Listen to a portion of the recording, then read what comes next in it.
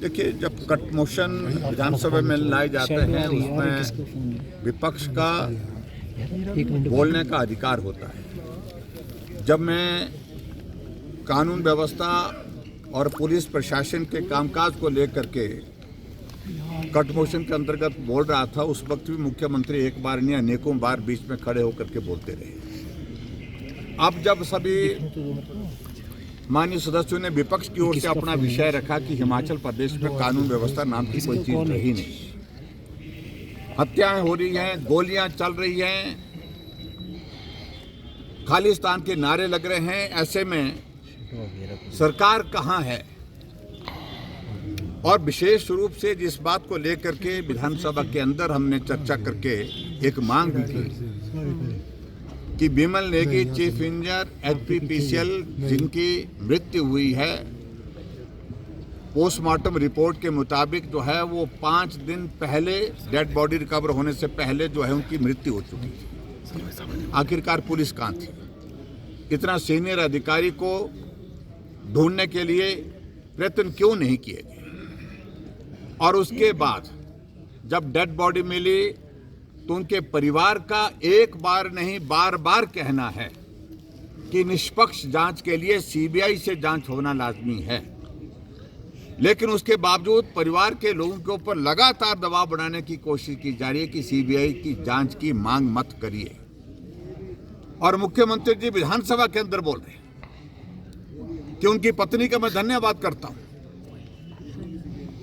कि उन्होंने कहा कि 15 दिन तक जो है वो आप इन्वेस्टिगेशन करिए, उसके बाद फिर हम सोचेंगे। हम परिवार के सदस्यों से मिलने के लिए गए थे, अपनी संवेदनाएं व्यक्त करने के लिए गए थे, और इस पर भी मुख्यमंत्री को आपत्ति है।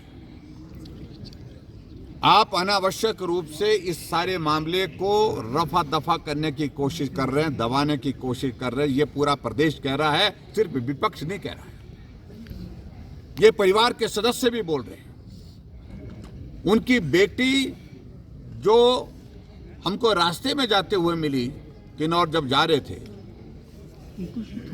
जो इंजीनियरिंग कॉलेज थापर में पटियाला में पढ़ती हैं सेकंड ईयर में, उनका भी यही कहना है कि फेयर इन्वेस्टिगेशन होनी चाहिए। और फेयर इन्वेस्टिगेशन के लिए सभी परिवार के लोगों का विश्वास यही है कि सीबीआई की जांच होनी चाहिए। जब मुख्यमंत्री से हम इस बात को लेकर के पूछ रहे थे तो मुख्यमंत्री कह रहे हैं कि सीबीआई की जांच क्यों मांग रहे हैं? इसमें राजनीतिक रोटी सेकने की कोई परिवार अपने सदस्य के मृत्यु के पश्चात जो है वहां पर निष्पक्ष जांच की मांग कर रहे हैं, तो मैं समझता हूं कोई भी गलत बात नहीं कर रहे। पहले प्रश्न यह बनता है कि सीबीआई की जांच को क्यों होने नहीं दिया जा रहा है? होने इसलिए नहीं दिया जा रहा है, करोड़ों रुपए के घोटाले, करोड़ों रुपए की बातें बाहर निकलेंगी और एक ईमानदार अधिकारी की जिंदगी चले गई, उसका रहस्य वो जब बाहर निकलेगा तो कई लोगों को कठिनाई का सामना करना पड़ेगा। सरकार को भी, अधिकारियों को भी आदेश नहीं किए जा रहे। और जहां खनन माफिया की अगर बात कर रहे हैं, किसको ईडी किसको उठा करके ले गई है? कौन है? मैं तो नाम भूल गया हूं उनका। वो ज्ञानू कौन है? वो ज्ञानू जो मुख्यमंत्री की गाड़ी में घूमते हैं और उसके बाद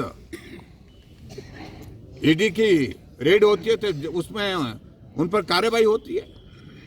इसलिए इन सारी बातों का मुझे लगता है कि मुख्यमंत्री जी आप घिर चुके हैं चारों तरफ से। भ्रष्टाचार के गंभीर आरोप आपके साथियों के साथ, अधिकारियों के साथ, और यहां तक कि अब आपके ऊपर तक जो है नौबत आई है। आप इसको दबाने की कोशिश करेंगे, पूरा प्रदेश आपको माफ नहीं करेगा और ना वो परिवार माफ करेगा। और विपक्ष वाले क्यों गए, इस पर आपत्ति है मुख्यमंत्री। अगर किसी अधिकारी की मृत्यु होती है, अगर उसके परिवार के पास संवेदना व्यक्त करने के लिए अगर हम जाते हैं, तो मैं समझता हूं कि उसको उस दृष्टिकोण से देखने की जरूरत नहीं है। मुख्यमंत्री जी तो अब तक गए नहीं, अपने मंत्रियों को भेज रहे हैं दबाव डालने के लिए, और कांग्रेस पार्टी के पदाधिकारियों को भेज रहे हैं लगातार दबाव डालने के लिए। और इस मामले को दबाने के लिए मैं आपको कह रहा हूं लगातार प्रयत्न हो रहे हैं, बहुत जबरदस्त तरीके से प्रयत्न हो रहे हैं।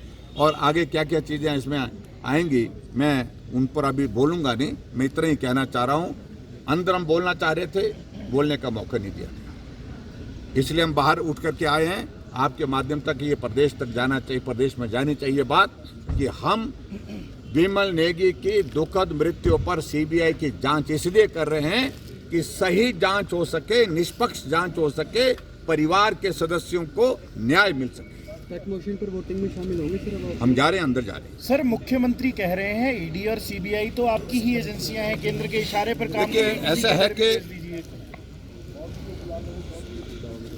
सीबीआई, ईडी देश की सबसे महत्वपूर्ण एजेंसीज हैं, इन्वेस्टिगेटिंग एजेंसी हैं। उस पर मुझे लगता है कि इस प्रकार की टिप्पणी करना उचित नहीं है और कारण यह है कि मुख्यमंत्री जी डरे हुए हैं। Thank you.